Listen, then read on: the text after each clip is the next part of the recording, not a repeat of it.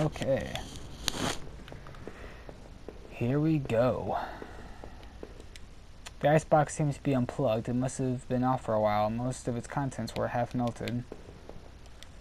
There were various postcards from the area, especially from the tourist traps. One of the postcards showed an old black and white photo of the water tower. It looked to be in much better shape back then.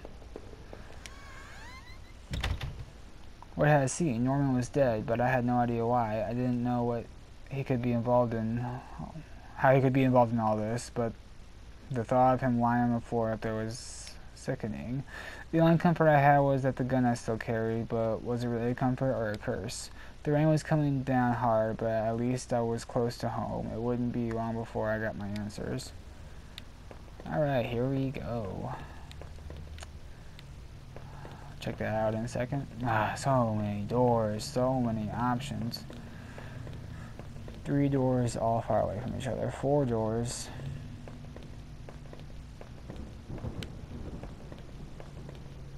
Four doors. It's so overwhelming in this game because I feel like I'm never going to have the chance to go back to where I was wanting to do before. So we're just going to go in order. Oh, great. Now I just look foolish.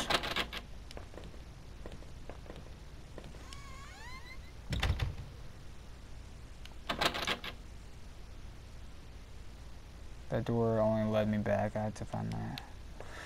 Okay, well, hopefully the other doors didn't matter. Neighborhood's local post box. Letter was sticking now as if someone hadn't pushed it all the way in. I knew it wasn't right, but did I look at the letter? Yeah, you did.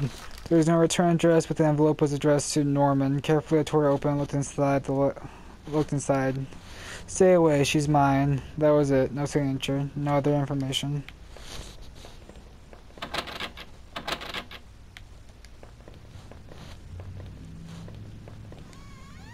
There's something written on the wall. Can I go back, please? Nope, probably not. I entered a backyard. The rain gave me a terrible sense of foreboding, and it chilled me throughout my bones, clothes, whatever. I was expectant, but also afraid. I never did fix this gate. It was stuck. I needed to press on. There's no... Jeez. This game doesn't let me go back for anything. I held my breath as I approached our back door. I was terrified to step inside. The house was painfully quiet. The only sound was my own breathing, ragged and strained. I flicked the light switch by the door. The power was off. Of course the power was off. I remember having breakfast here on this very table. Was it yesterday or sometime before?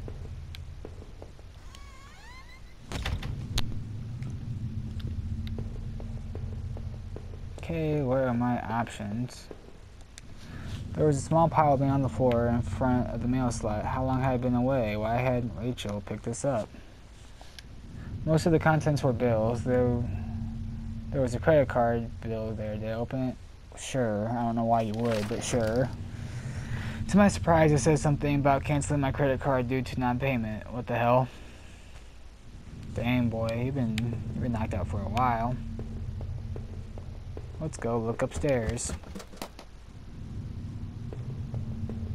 Wait a minute. Damn. Basement's locked. Where did I put the damn key? Basement door's locked. This isn't making any sense. Oh. The front door is locked from inside. I couldn't go out, though I needed to see if Rachel was here. Well, then upstairs we go. Dang, you got a 3-story house and the basement. Old-fashioned keyhole underneath the handle.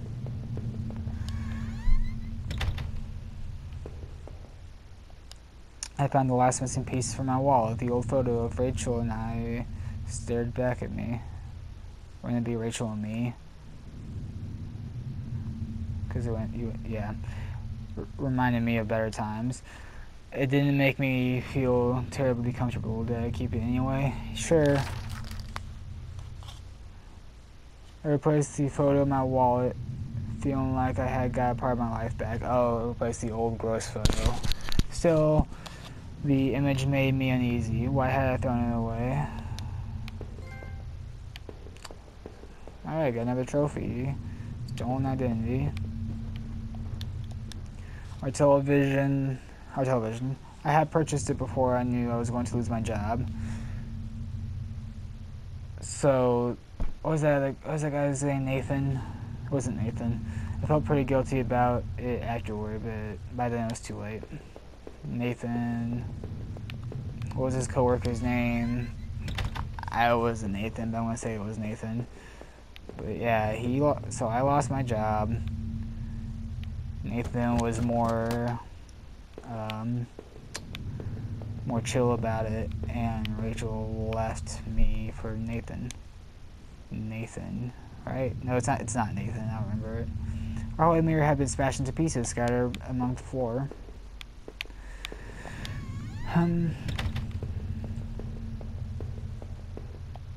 My laptop had been left on and only had a tiny bit of power left. On the screen was a website about the old water tower. There was a key in the... Yeah, I took the key. I pocketed the key.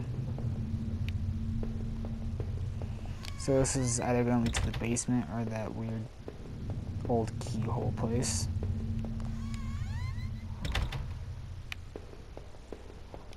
The books were half mine, half Rachel's. Hey, now that I looked more closely, it looked like the man in that house had some of the same books as I did.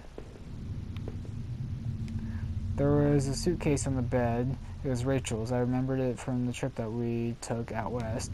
Did I open the suitcase? Yep. I wasn't sure what to make of the suitcase's contents. Inside were a few days' worth of clothes and some toiletries and a train ticket. Where was she planning to go? Away from you. You're a murderer. And this guy's totally the murderer. He has to be. Our sink, which needed to be replaced, one of the taps always stuck, but I hadn't gotten around to fixing it yet. Of course you didn't, because you're a horrible husband. We were lucky enough to get into the house with one of those wonderful old claw-footed bathtubs. Yeah, lucky you. The bathtub looks old and grimy.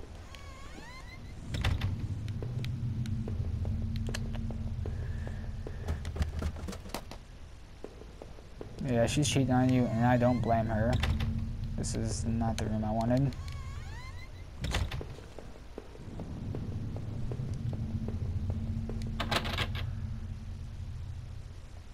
Okay, so the keys for the basement, probably. Yep.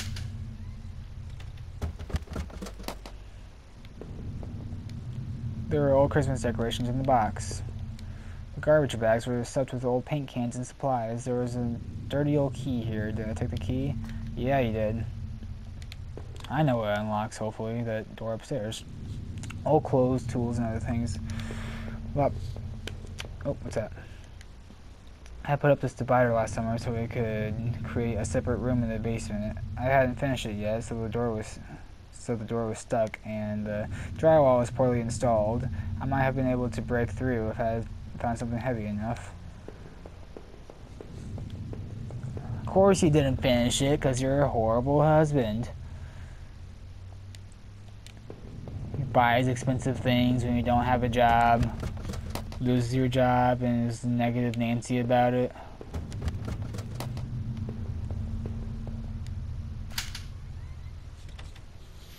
It looked like the room had been tossed around. The furniture was a mess. Did somebody break in here? There was an old crowbar on the floor. Yeah, take it. I appreciated its weight. Thank you, crowbar, for weighing so much. But that means I can go in the basement and break that drywall. I appreciate the weight.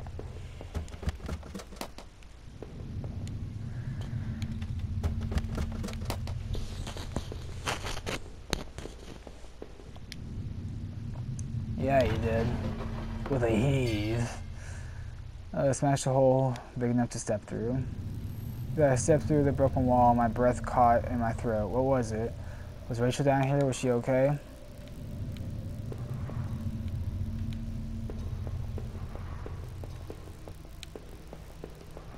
Dang, why is your basement so huge? Why is your whole house so huge?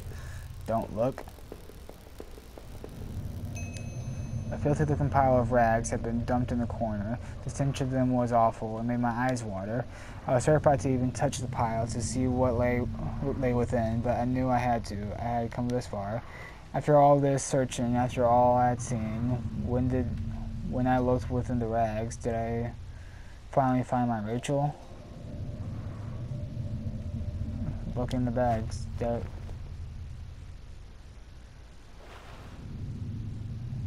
This is me looking in the bag.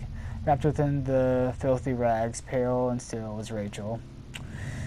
Yep, she was covered in fading bruises and what looked like cuts. Her chest was a horrible mess of blood and dirt, and I couldn't bear to look at it. The knife in my boot, the gun in my pocket, were they the tools of her murder? I thought about all I had seen and wondered if any of it could help me figure out who had done this. And when I couldn't stay there any longer, I stepped away on shaky legs and made my way back upstairs. Reluctantly exhausted from my journey, I could no longer resist the urge to close my eyes.